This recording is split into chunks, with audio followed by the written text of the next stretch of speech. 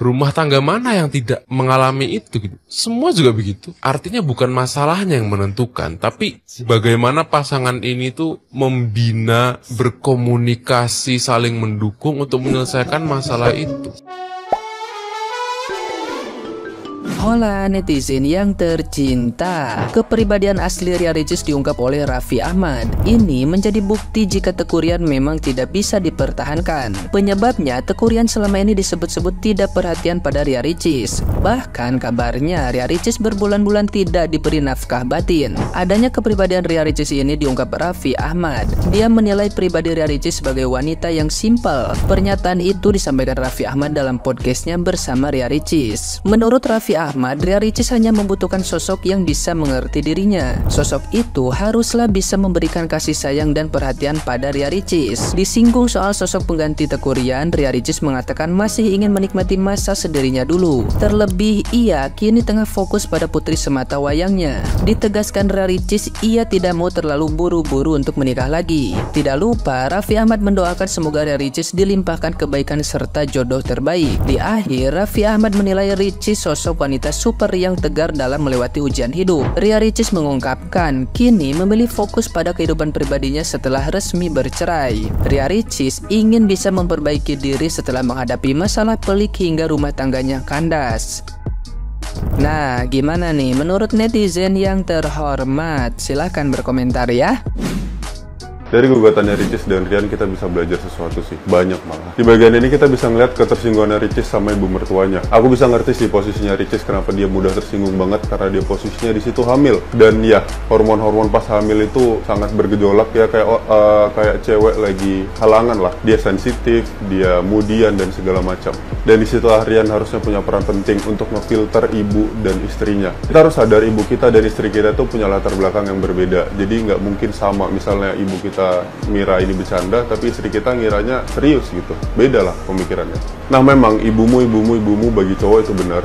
Tapi ketika kamu sudah punya istri, kamu ngambil si istrimu ini dari keluarganya untuk jadi istrimu, itu kamu mikir nggak sih? Kamu harusnya bisa adil, bisa seimbang lah antara menjaga perasaan ibumu dan menjaga perasaan istrimu. Dan poin kedua yang bisa kita bahas adalah yang ini. Intinya harus nyari suami yang kayak apa? Yang bersyukur. Karena dalam pernikahan jika istrimu merasa dirinya jelek, itu adalah salah suaminya. Suaminya tidak memberikan rasa syukur kepada istrinya bahwa sebenarnya istrinya itu sangat cantik di mata suaminya. Mau pas dia lagi kurus, gendut, tua, muda, ya kalian udah suami istri. Dia adalah pendamping hidupmu selamanya. Dialah yang perlu validasi pujian bahwa kamu bersyukur punya istrimu ini gitu loh. Dan Ryan gagal melakukan hal itu. Berdoalah, mintanya tuh jangan punya suami yang baik, tapi juga mertua yang baik, ipar yang baik, keluarga yang baik gitu. Ya. Dari kasus perceraian Ria Ricis dan Teuku Ryan, kita bisa mengambil kesimpulan bahwa cowok yang cinta banget sama ibunya tidak menjamin bisa bijak dan membahagiakan istrinya setelah dia menikah. Ini real banget ya guys. Jujur seumur-umur gue baru pertama kali ngelihat hasil gugatan perceraian orang. Ternyata sedetail itu. Cuma gue gak mau ngebahas tentang itu. Gue mau ngebahas, hey cewek-cewek, yuk makin pinter lagi dan makin bijak lagi memilih calon suami. Kalau kalian masih PDKT-an dan ada niatan mau cari yang serius untuk calon suami, please jangan tutup mata kalian kalau kalian udah ngelihat sifat jelek laki kalian dan berpikir nanti juga berubah kalau udah nikah. Yang baik aja bisa jadi jahat setelah mereka menikah, apalagi yang dia udah nunjukin sifat jeleknya sebelum kalian nikah. Gue kalau jadi Ricis ya gue lemparin pakai cushion-nya Skin TV. Jangan deng, sayang produknya, mana lagi sering gue pakai. Di salah satu poin yang menurut gue itu adalah faktor yang amat sangat fatal sampai terjadinya perceraian antara Ria Ricis dan suaminya adalah ketika Ria Ricis mau ngajak ngobrol suaminya, tapi suaminya malah ngomong, mau ngobrolin apa? Kan kita setiap hari udah sama-sama. Itu, ya kan? Itu komunikasi. Sakit hati banget gue bacanya. Bener-bener ya lu Ryan, udah bini lu duitnya lebih banyak, lu buat dia kesepian, lu nggak ajak ngobrol, padahal pernikahan tuh isinya ngobrol. Terus lu bikin insecure sampai dia kepikiran mau OP. Astaga, laki-laki macam si Ryan ini banyak mikir kayak gue harus berbakti sama ibu gue sampai mati. Gue harus mengutamakan ibu gue karena gue keluar dari rahim dia. Istri lu juga ibu dari anak lo. Istri lu juga punya ibu. Lu pikir lu doang yang punya ibu? Lu udah nikahin anak orang, berarti lu harus bertanggung jawab sama dia dan membahagiakan dia. Lu harus bela dia di depan keluarganya tanpa harus durhaka sama ibu lo. Mana baru ngajak ngobrol setelah ditransfer 500 juta. Nangis banget. Emang ya pernikahan itu tidak ada yang sempurna. Ini pendapatku pribadi ya. Menurutku Ria Ricis dan Rian itu sudah pada dasarnya tidak cocok. Artinya Ria Ricis yang seorang YouTuber nomor 1 di Indonesia, anak bontot, kaya, duit ada, bisa menghasilkan uang sendiri, hidupnya di depan kamera dan dari konten. Dapat laki-laki yang bukan dari dunia yang sama. Artinya Tengku Rian itu dari kalangan orang biasa, artinya bukan dari dunia entertainment, terus masuk yang apa-apa dikontenin, apa-apa di depan kamera. Itu kan kalau misalnya bukan dari dunia yang sama kan akan nggak match juga kan. Di sisi lain Ria Ricis ya hidup kita itu dari konten, mau gimana lagi.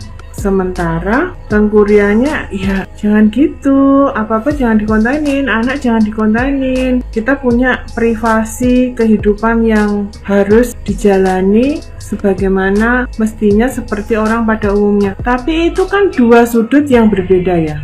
Menurut Ria Ricis ya kita kerjaannya gini ya memang harus gini. Tapi kalau menurut Rian ya nggak gitu. Intinya menurut aku memang dasarnya dari awal itu tidak sekufu, tidak sejalan, tidak seia sekata. Kalaupun sejalan, mau orang mertuanya itu jahat seperti apapun, kalau misalnya sejalan, seia sekata itu bisa saling mengisi, saling menguatkan, saling nyari jalan solusinya. Tapi karena dari awal itu tidak sejalan, ya wes akan jadi masalah terus menerus.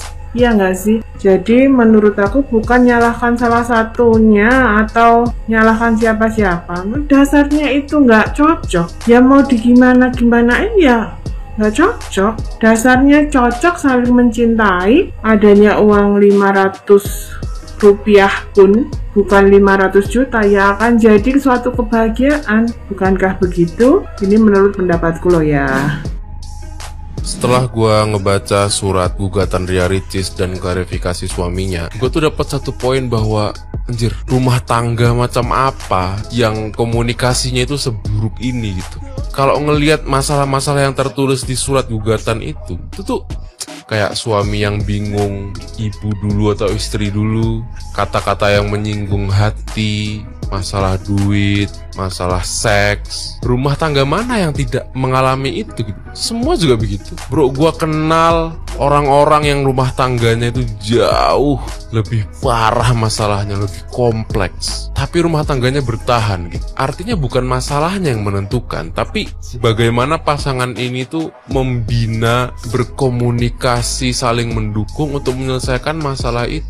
Gue tadinya kebawa arus orang gitu, kayak ini salah suaminya. Sampai gue cek lagi, anjir, ini mah nggak pernah ngobrol aja. Emang belum siap nikah aja menurut gue dua-duanya. Wah, pantes parah banget ini guys. Baca paragraf kedua ini, setiap penggugat meminta nafkah batin, tergugat malah menyerang pengguna dengan kata-kata egois. Belakangan tergugat juga mengakui kepada penggugat tidak memberikan nafkah batin. Wow. Padahal laki-laki itu ya kalau normalnya secara biologis itu normalnya dia bisa minta sama pasangannya itu ya seminggu minimal 2 kali lah ya, karena laki-laki itu memang nggak bisa nahan hasrat biologisnya guys. Dan kalau laki-laki bisa tahan itu memang wajib dipertanyakan, ya nggak sih? Suami kalian gitu juga nggak sih guys? Yang normal-normal aja maksudnya. Saya sampai ketawa guys, ini aja sampai dikupas. Tapi kan dari situ kita tahu ya kalau Ria Ricis itu enggak pelit, masih suka kok memberi, ya kan. Jadi jangan bilang wah, apalagi dengan kasusnya dulu bapak pembantu, ya kan. Cuma memang karena seorang pimpinan perusahaan pasti selalu pinginnya butuh orang-orang yang jujur, ya kan guys. Ya, apalagi setelah perceraian itu Ria Ricis mulai membuang barang-barang kenangan ya guys. Cuma ada netizen yang bilang guys, apakah Moana akan dibuang? Kan itu kenangannya tak akan bisa terlupakan. Ya, Teuku Ryan bisa disingkirkan lah dari kehidupan dia walaupun masih ada gitu. Tapi ada juga yang bilang kalau Ria Ricis itu baperan terhadap ibu mertua lah. Sebenarnya bisa gini loh, kalau menurut saya guys, bukannya baperan, cuma sudah numpuk ya guys. Udah numpuk ya kan. Dia sebenarnya sempet kan sampai ngasih 500 juta cuma untuk bisa ngobrol sama Teuku Ryan. Satu. Yang kedua juga pernah dia ketika Teuku Ryan mengatakan tidak akan bercerai, dia sempet kok mengkomentari tulisannya Teuku Ryan bahwa dia tidak akan bercerai dengan mengatakan bahwa istrinya kok dari sejak melahirkan dianggurin, ya kan ya guys ya. Ya mungkin ini perkaranya sehari itu mungkin banyak peristiwa yang membuat sakit hati ya. Teuku Ryan boleh bilang, ya saya kan tidak begitu karena saya lagi banyak pikiran, ya kan. Tapi kok dia menyudutkan Ria Ricis dari soal fisik, dari soal keluarganya, ya kan. Bahkan dia tidak pernah membela Ria Ricis ketika netizen memojokkan Ria Ricis, ya guys. Apalagi waktu itu kasusnya bikin konten-konten itu ya guys, ya nggak ada Ryan nolong si Ria Ricis kan ya guys ya. Makanya ditumpuk-tumpukin deh tuh, dihitung semua salahnya dan akhirnya mengambil keputusan selesai saja ya. Jadi memang harus menimbulkan kenyamanan. Kalau udah nggak nyaman ya sudah, selesaikan saja. Tapi ya sudahlah, semua diantara mereka itu seperti katanya Oki ya, Mbak Oki itu yang bilang tetap bersyafaat yang baik terhadap Teuku Ryan walaupun dia bukan adik iparnya lagi ya. Kita juga gitu guys, jangan melakukan hal-hal yang buruk, lakukan perkataan yang baik ya, supaya ya semoga aja mereka kalau bisa bersatu kembali ya bersatu kembali ya. Walaupun enggak bersatu ya mereka bahagia dengan dunia masing-masing, ya nggak sih say? Oke deh guys ya, kalau misalnya Anda merasa pernikahan Anda tidak baik-baik saja, mungkin Anda bisa bertahan dulu. Tapi kalau pernikahan Anda itu malah membuat Anda semakin terpojok, bukan cuma tidak aman dan nyaman, tapi merasa terancam, lebih baik Anda angkat kaki atau sudahi pernikahan kalian. Jangan sampai jatuh korban. Ya kan guys, salam.